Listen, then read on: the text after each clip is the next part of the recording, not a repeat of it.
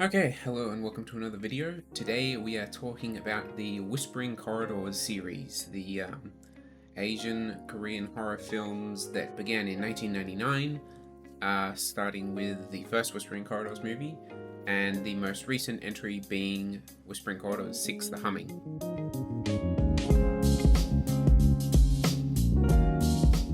So Whispering Corridors 6 was the movie that kind of prompted me to make this video. I recently was able to watch it.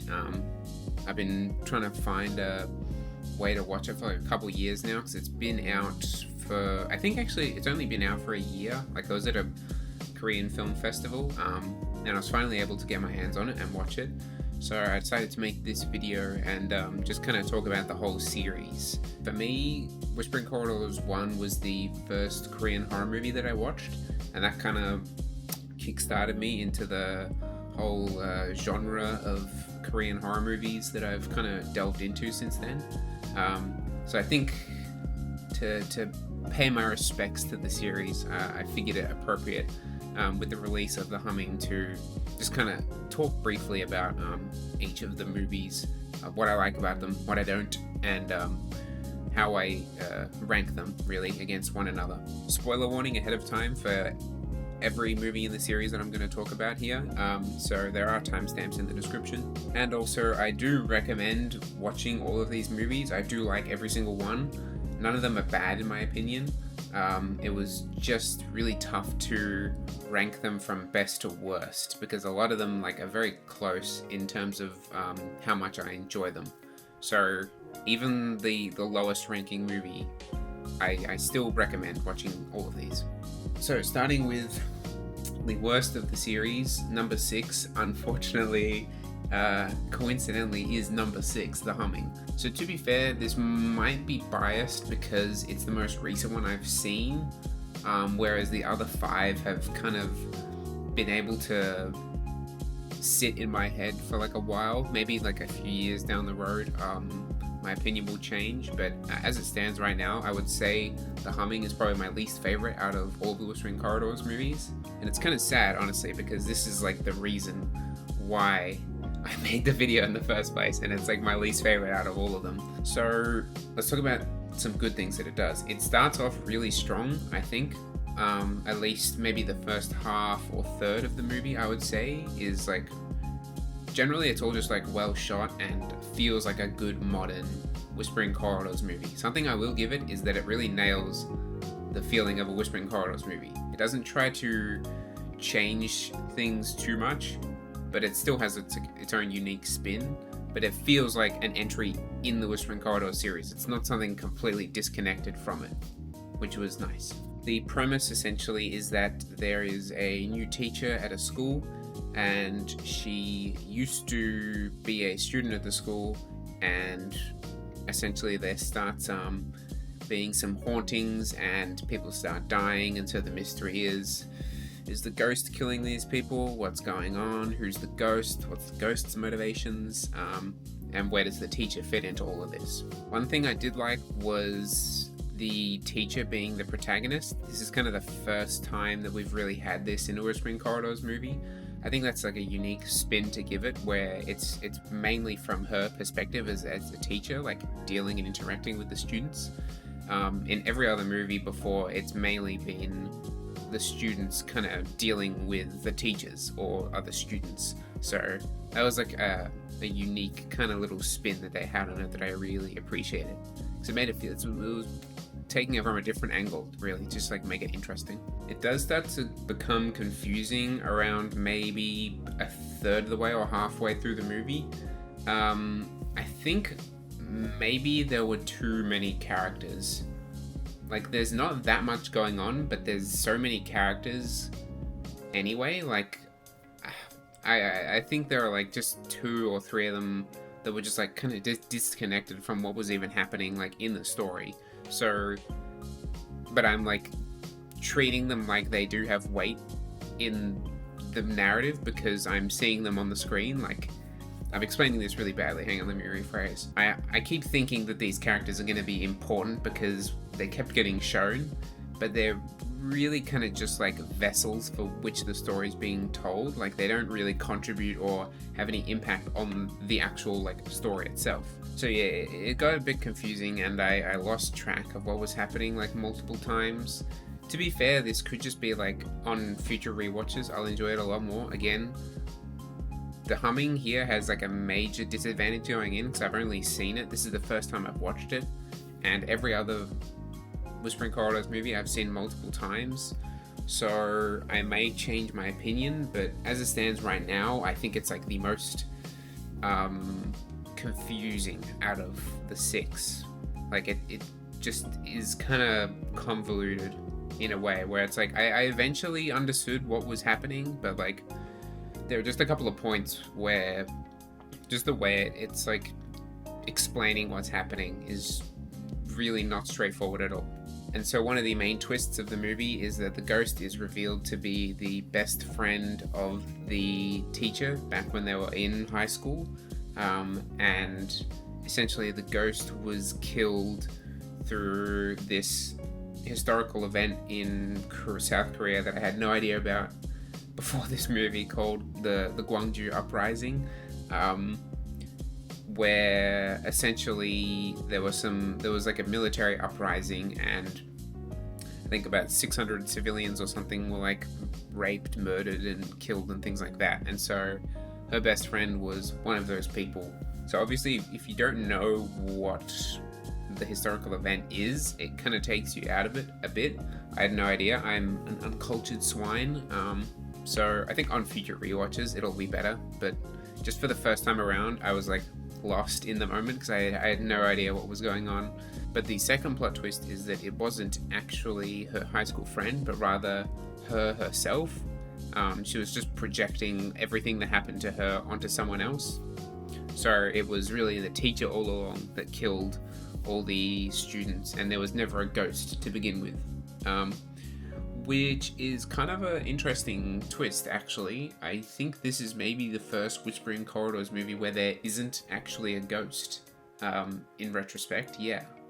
So that's kind of something pretty wild, unique, actually, now that I think about it. Both of those plot twists, they do a good job of at least explaining those in a straightforward way, where I'm not I'm not really confused about what's going on. At least with those two like major plot twists, I understood what was happening as they were happening, which is good, because those were like pretty critical moments where you needed to know what the hell was going on. I think in the end, it's maybe trying to be a bit too highbrow for what the Whispering Corridors series is. And I don't mean that in a negative way on the series. Like the Whispering Corridors series tackles like important social themes, but in a way that's not extremely pessimistic, I guess, especially with the later entries like 3, 4, and 5, where it starts to get like a bit it still has these more kind of, I don't want to say goofy themes. It's really hard to put this in a way without like insulting the series. 5 was just like, 5 was the most kind of campy and silly out of all of them, I think. And maybe 5 pushed it too far in terms of that.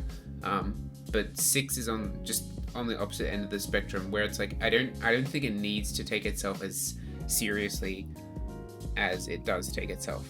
I think it's the most apparent with 5, where it's like it's obviously such a silly kind of goofy-ish movie that at the end still has important like themes and serious things that it's trying to say, but it's just packaged in just not such a psychological horror movie. Like there's just like jump scares everywhere in 5, again to its detriment. But yeah, just I think comparing 6 and 5 just show you like the contrast of like opposite ends of the spectrum, where the series has kind of gone too far in one way or the other. So yeah, I feel like I can't properly ever articulate what I'm trying to express here, but yeah, it might be better on rewatches. I think almost definitely it's going to be 100% better on rewatches. But right now, as it stands, even with rewatches in my mind, once you take away, like, let's say I rewatch it and I understand everything that's happening, there isn't really that much going on. Like, I think most of it is just kind of behind these convoluted ways where it's trying to express what's happening. Where once you take away all that, there's actually not that much that kind of happens in the movie. Yeah. So it does hurt to put 6 at the bottom, because I was excited to watch this, because this last one, Blood Pledge, was in 2009, I think. So it's been like 12 years since the last one. So yeah, it's very sad that I have to put it at the bottom, but that's just how I feel about it. So yeah, the humming comes in at number 6. Okay, so number 5, the next one, is the first Whispering Corridors movie. So this is my second least favorite. Or I should just say it's my 5th favorite. The Humming was my 6th favorite Whispering Corridors movie. So Whispering Corridors 1 is my 5th favorite. So this was the one that started it all, the trendsetter. It essentially kind of just like modernized the Korean horror genre, really. Like like, I wouldn't say every, but the vast majority of like Korean horror movies after this used a lot of the tropes that were in it, from like the high school setting to the theme of like revenge, like a ghostly woman getting revenge on people who have wronged her. That shows up in the vast majority of like Korean horror movies after like the year 2000. So it basically just established the meta, really. The problem is it is relatively basic in comparison to the rest of the movies, because it was essentially just like laying the groundwork, really, for what the other movies were able to do on top of that. Because you watch all the other movies through the context of like already knowing what these like themes are, and you're just looking for, okay, well, what's their take on it? What's their like unique spin or something? Whereas with the first Whispering Corridors movie, there isn't anything. Like, that's all there is. So it's not bad, but it's just very simple and straightforward, really, in comparison to all the other Whispering Corridors movies, really. I think near the ending as well, it gets a little bit confusing. I wouldn't say extremely confusing. Like, you only get lost for like a little bit. It's not as confusing as 6 was, but just for maybe like 10 or 15 minutes near the last act, you kind of don't really know what the hell's going on, and eventually like the things click into place, and you're like, oh right, okay, yeah, now I know. Now I'm caught up. But yeah, just for a little bit, I think it gets just a bit convoluted with what's going on, but it gets straightened out eventually. So that's really the only negative thing I have to say about it. It's not that bad, it's just very basic and simple and straightforward compared to most of the other movies in the series. So coming in at my 4th favorite Whispering Corridors movie, we have the 5th film, A Blood Pledge, Whispering Corridors 5. I really like the premise of this one. Maybe it's honestly perhaps my favorite premise out of all of the Whispering Corridors movies. The premise being that there are 4 people who commit a blood pledge or a suicide pact that they're all gonna kill themselves by leaping off a building. And so we see all 4 of them lined up at nighttime about to jump off, and we cut to the morning where it's revealed that only one of the 4 people has committed suicide and the other 3 are still alive. So the mystery is around, why didn't the other 3 commit suicide? Why did just the one? Everything around that.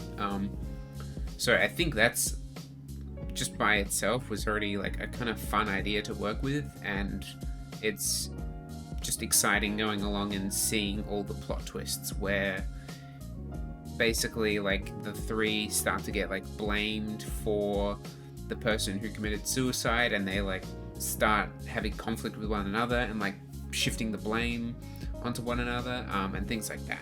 So that whole dynamic, I think, is a really interesting idea. Sadly, it's not executed that well. I think maybe from a mainstream perspective, like this is probably would be considered the worst one.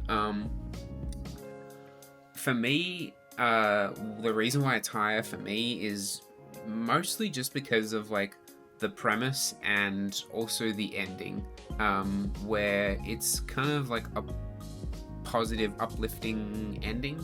Yeah, usually most of the films have like a kind of negative ending, but this is one of the ones where it was kind of ended up on like a happy, positive, uplifting note, which was kind of nice. So yeah, the big negative is really everything in the middle. Like it starts off strong and I like the ending, but everything else in the middle, it's just very jump scary, really. Like the actual horror is really, really bad. Like it's not really a scary movie at all. It's just very melodramatic with bad acting, and the jump scares are just like awful and really not kind of tense or exciting at all. I'm really just in the movie for the mystery. Like the actual horror elements aren't that good, to be honest. I do like the scale of morality between the three that were left alive, Sohee, Yoon-young, and Yoo-jin,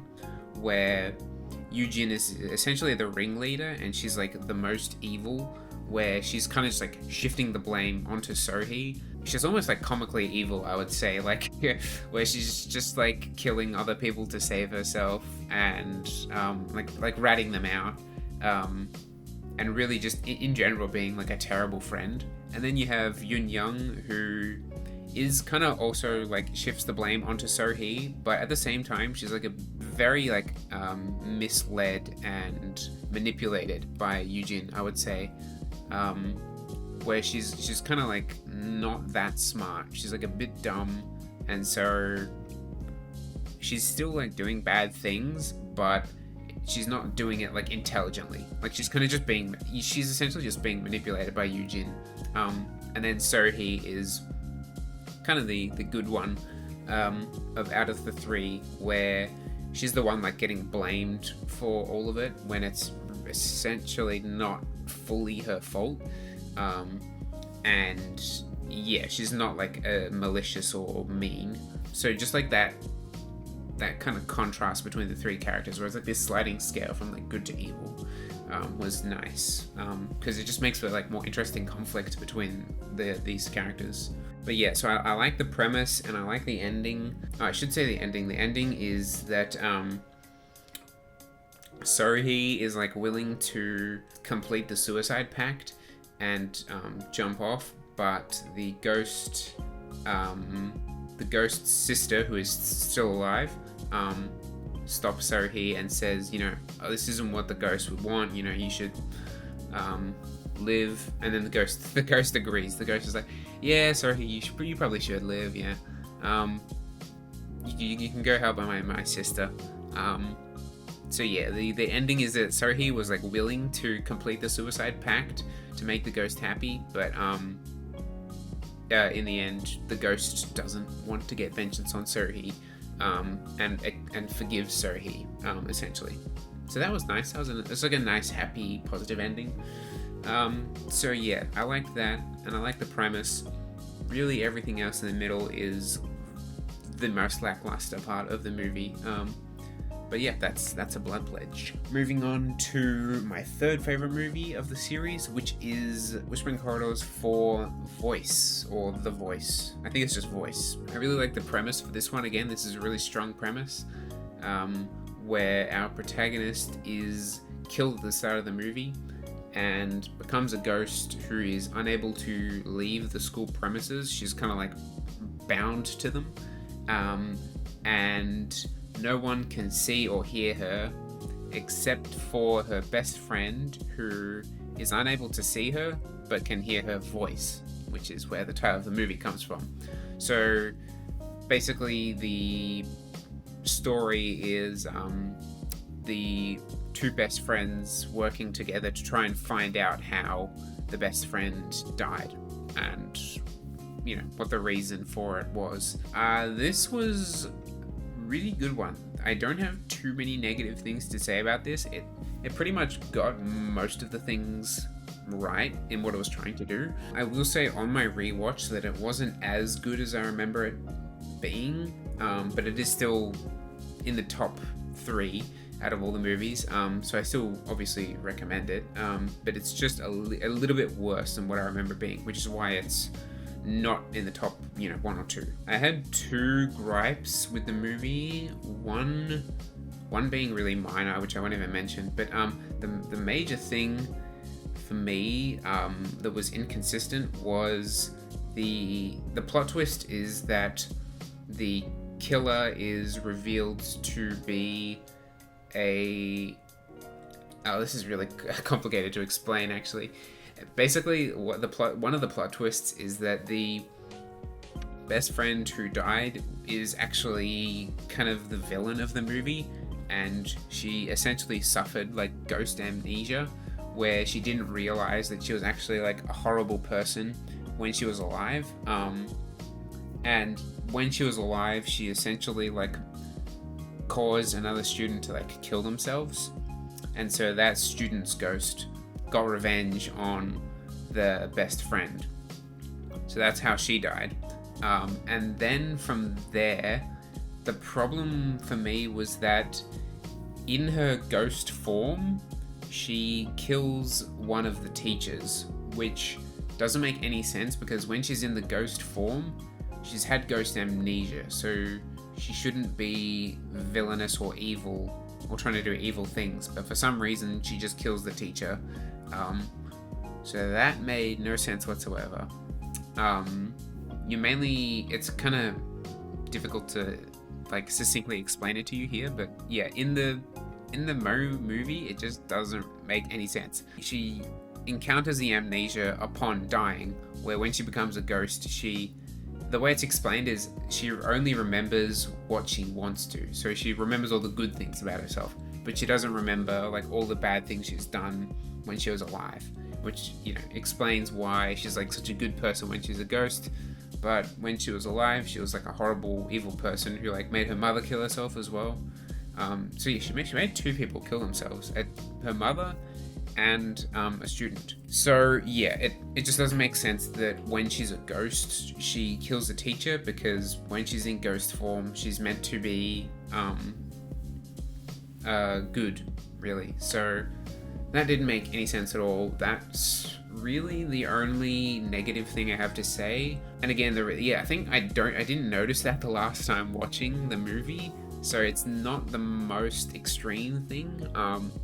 It was just on this rewatch that I realized, wait, that doesn't make any sense whatsoever. So that brought it down a little bit for me. But apart from that, it's a really solid entry into the series. I do like number 4 a lot. That's one of the ones, honestly, that I kind of recommend to people going into the series. Either it would be like, yeah, I think it's probably one of the best ones to start with if you're looking to like dive in. It's just got like a good premise, cool twists, really not many like negative downsides, to be honest. Just all around like a solid entry into the Whispering Corridor series. So yeah, that's number 4, Voice. Closing in now on my second favorite Whispering Corridors movie, which is Wishing Stairs, the 3rd movie in the series. So my opinion changed on this so much on my most recent rewatch, because I rewatched all of these to make this video, and originally this was my least favorite of the series. I absolutely hated this movie from what I remember. At the time, like I had just like given it a scathing review. I really didn't like it. And on this rewatch, my opinion completely shifted, pulled a 180, which like I wasn't expecting at all. Like I was going into this rewatch thinking like, oh, here we go. It's fucking Wishing Stairs, dude, the worst one. I even had an idea before I rewatched this video, before I rewatched this movie, I had like plans to make a video just about this one and talking about how bad it is, but I don't know what the hell I was thinking when I've watched it in the past, because I rewatched it now and it is way better than what I remember it being. The main negative for this movie, which brought it down, which, to be fair, I do understand why I didn't like it. The big negative is essentially the fat girl comedy relief character, which is like, she's the most like baffling creative decision out of like any of the Whispering Corridors movies. So it's like, why was this in here? I don't understand. So there's this character that basically starts off fat in the movie. It's like written as if the script writer doesn't understand like how fat people work at all, or they've never seen a fat person in their life, because it's just so comical the way this character is written, and like everything about it, like even the little things of like her acting and her mannerisms are just like so strange and weird and unbelievable. It just like takes you out of it so much. And so essentially it introduces the concept of the wishing stairs, where the premise is that there's these stairs where if you close your eyes and you walk up all the stairs and you count, there's normally 28 steps, but if you reach the 29th step, if your eyes are closed, you get your wish granted. Obviously the fat girl goes up the stairs and she wishes to be skinny again, and she gets her wish. So that kind of like explains what the wishing stairs are to us as the audience. After that, she kind of becomes less important for a little bit, but then she comes back and essentially is possessed by the villain, the ghost of the movie, and it becomes this kind of split personality thing where half the time she's herself and half the time she's possessed by the ghost. This, I think, is the reason why they made the fat girl so exaggerated in her like behavior and her like body language. But I just really feel like it could have so easily been done in a different way that's just not like so goofy and distracting and obnoxious, because then her character becomes really tragic once she's possessed, because she's aware that she's being possessed, and she ultimately sacrifices herself to save the person that the ghost is hunting, and that's like a really sad scene. But yeah, just like the idea that she's aware that she's being possessed and she's like semi in control of her body and she's like semi not, is a really like horrible idea, and it's like pretty freaky to watch. So that's all great. It's just at the start when it's just the most baffling character. Really, it's just such a head scratcher. I can't even begin to put it into words. Like I'll throw in some clips and stuff, but man, I just don't understand. To sum it up, it's essentially really just like a comedy relief character in a horror movie, and it's just awful. Like, oh man.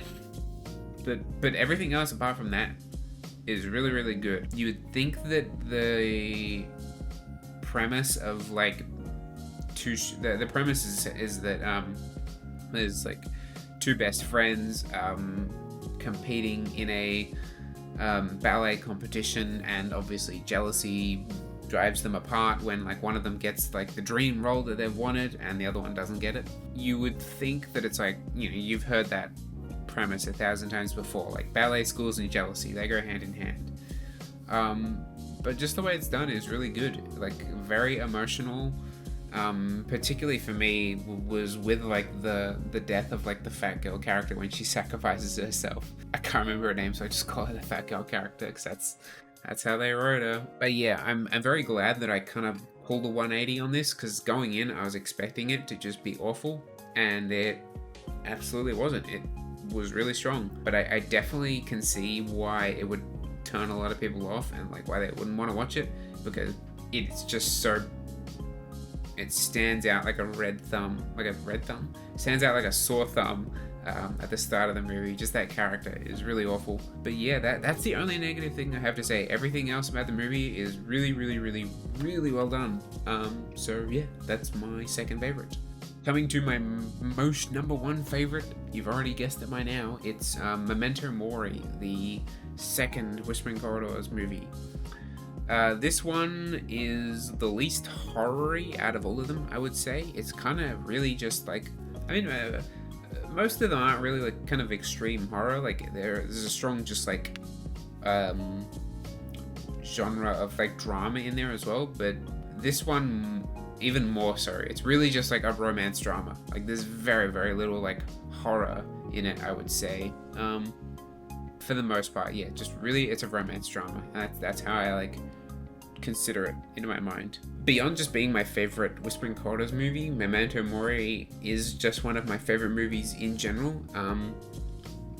For me, it's like the perfect amount of open-endedness for my taste, where you can kind of like interpret things in a way that you want, while there's still enough material there that there's like a core plot and like things actually happening, where it's just that perfect amount in between those two extremes. The way it's done, where it's fairly non-linear, like there are a lot of like kind of flashbacks and things happening in the day at different times and stuff, and the ending as well, which is kind of just like left open to your interpretation. And a lot of movies I've seen go too far with the idea of like leaving things open to your interpretation, where there's just like, it can just be anything, and what do you want it to be? Like there needs to be thought and effort put behind it. You can't just like use that as an excuse to just have a non-ending. You need to like execute it in a way that's gonna work. And Memento Mori, it absolutely works, where there's enough going on that like you have something to like latch onto and work your way out from, where it's like, okay, this is the core thing, and from here this is what I think happened. A lot of other movies, they just don't have that core thing. It's just this very loose, like you can't really see like where it could go, right? Because like there's just like infinite paths. Whereas with Memento Mori, it gives you the pieces you need, and then it says, all right, you can do the rest yourself. So yeah, I think that's what I like about it, where it's just that perfect amount for me, for my liking, where it's just like, it gives me enough, and it leaves enough open-endedness.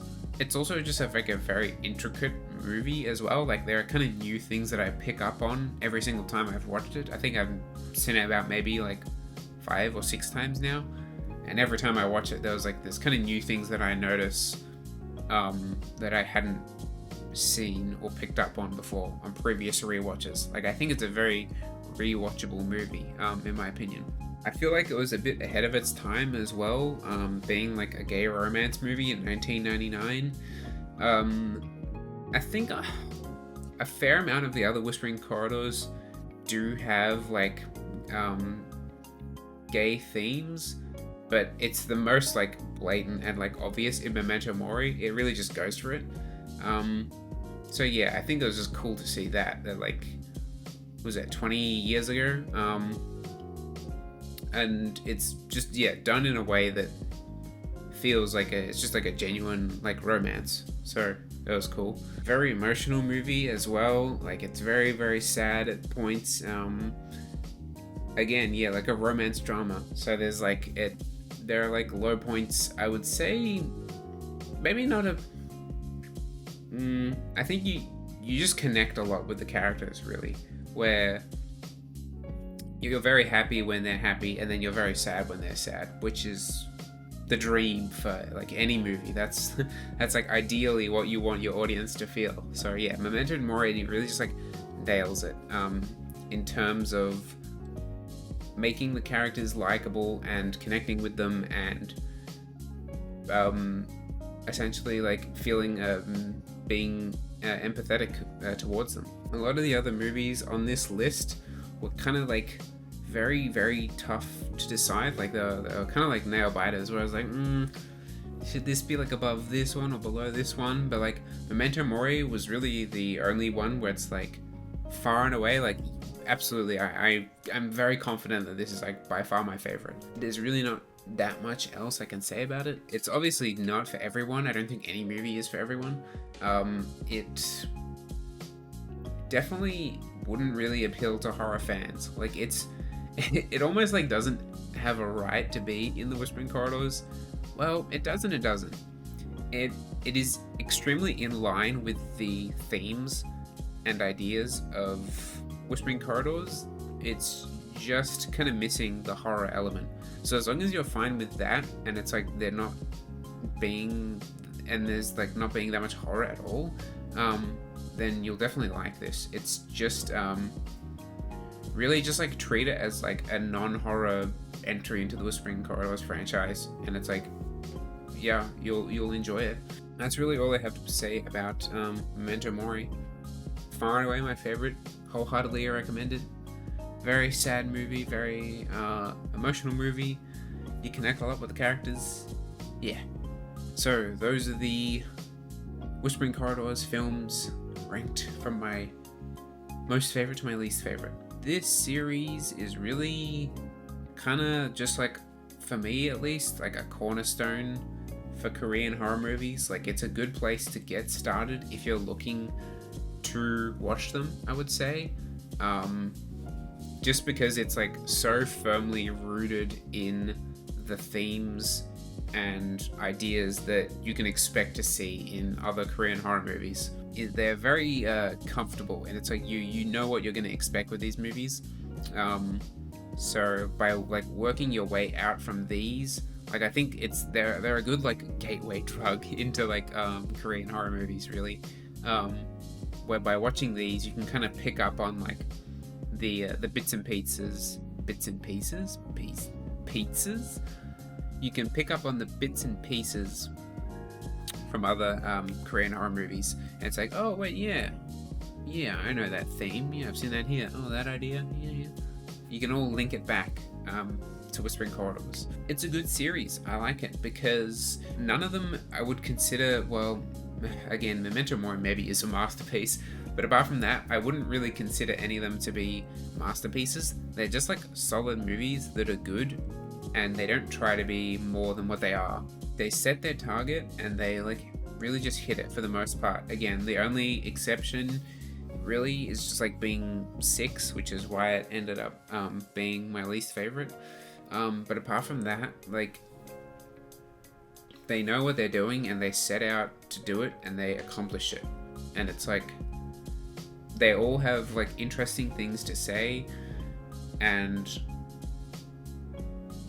do it in a way where, again, they're just good at like having these like serious themes and ideas and communicating them in a way that's effective, while at the same time not being like incredibly like dry or just like hitting you over the head with it, or being still having just like fun as a horror movie, really. But particularly with like the later entries. But yeah, I don't have much else to say. I recommend watching the Whispering Corridors movies if you haven't seen any of them.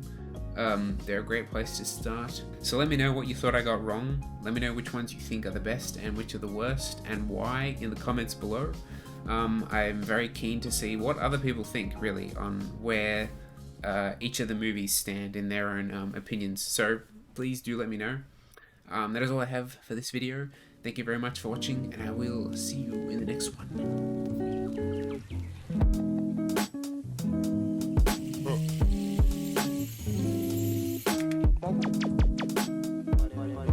Yo. Everywhere, pre-rolls in my milk, hey.